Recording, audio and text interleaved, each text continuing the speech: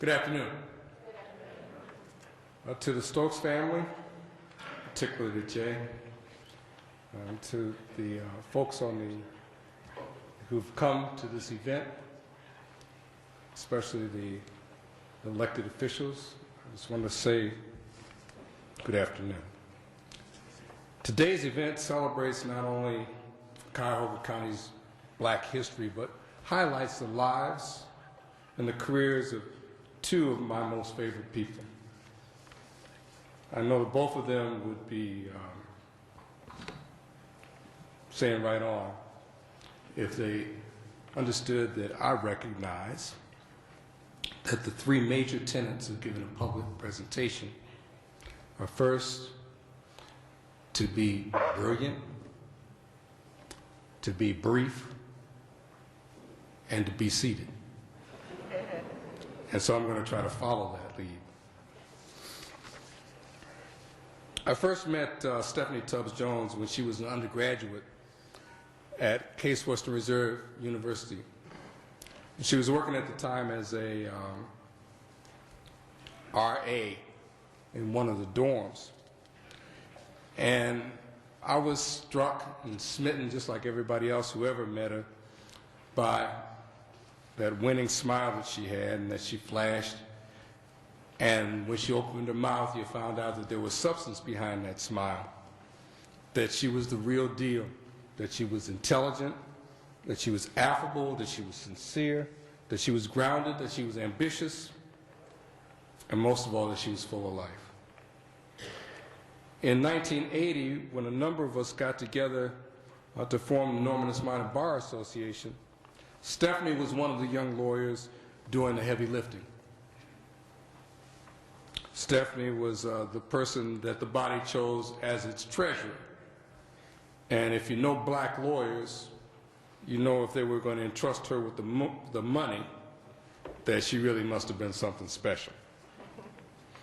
As we were coming to the end of our respective tenures with the Norman S. Minor Bar Association, there were certain events that transpired that had caused me to think that maybe I might want to take a shot at running for judge.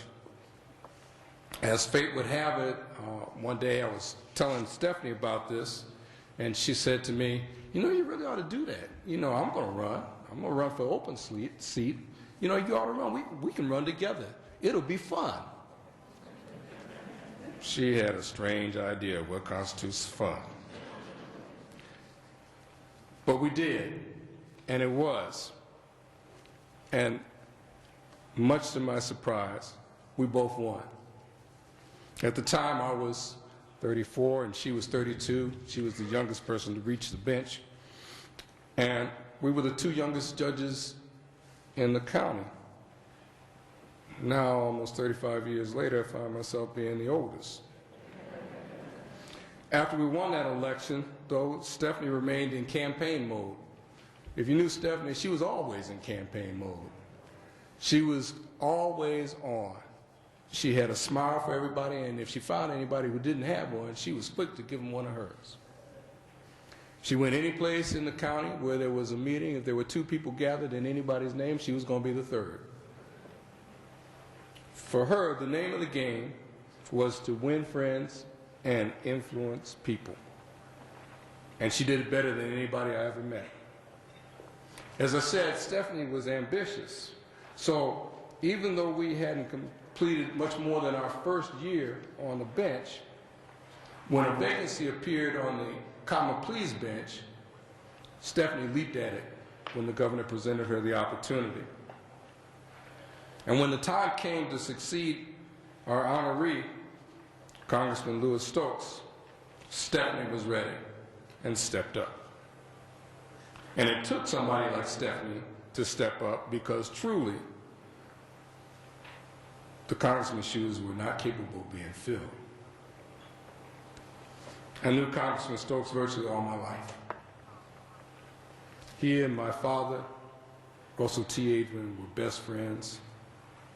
And so there was a lot of traffic back and forth. You know, I got a chance to see him a lot because they talked a lot. There was a lot of conversation about the community, about the state of Black America, about what should be happening and what shouldn't be happening. But unlike most conversations, their conversations usually resulted in a plan of action. Like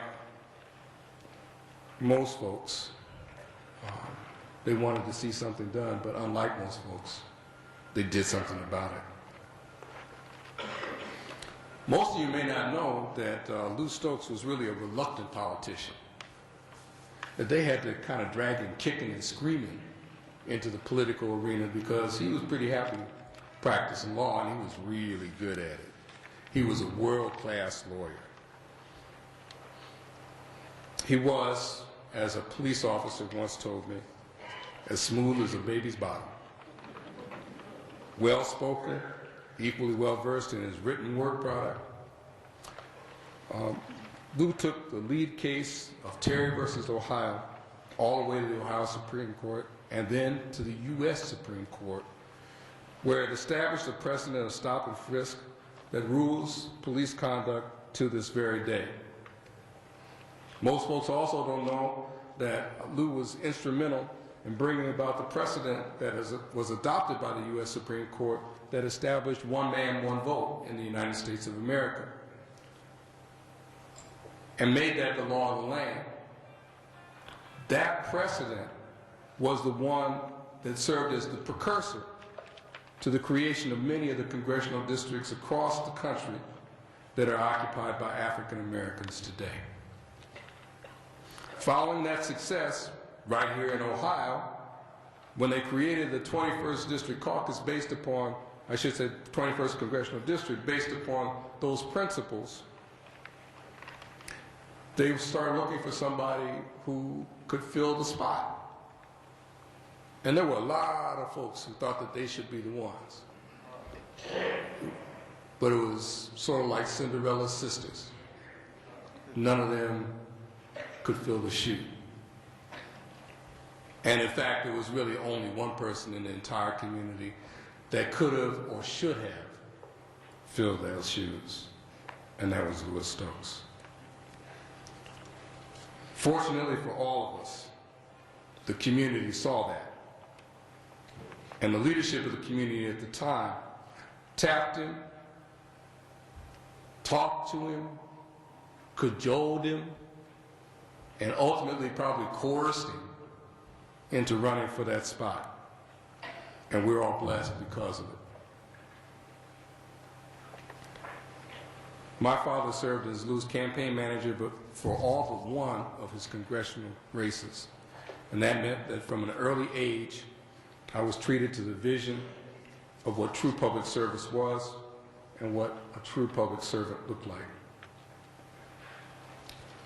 Lou was where he should be all the time, doing everything that the community demanded of him. I know that those demands were great and that they weighed heavily on his time and the time that he had for family, particularly for Jay and Shelley and Lori and Angie, and for the rest of the family too. I know because many times when he couldn't be in two places at one time, those demands spilled over into my family when he had to ask my dad to go someplace to represent him in places where he couldn't be. After my father, Lou Stokes is the person most responsible for me being on the bench here in Cleveland. In 1978, he gave me and Magistrate Judge Ken McHart the opportunity to serve as senior counsel, staff counsel, with the U.S. House of Representatives Select Committee on Assassinations. Say that 3 times fast. We looked into the assassination of Dr. Martin Luther King Jr., and that experience truly changed my life and set me on my own course of public service that has lasted now almost 35 years. Personally, I owe Lou Stokes more than I could ever repay. He was my mentor, and he was my role model. He taught me what it meant to have integrity. He taught me humility. He taught me the values of friendship and of family. And most of all, he taught me that even when you face the most adverse circumstances that you could possibly imagine, and when all those around you were counseling retreat or cower, that a real man stands up, stands tall, and proceeds to do what he thinks is right.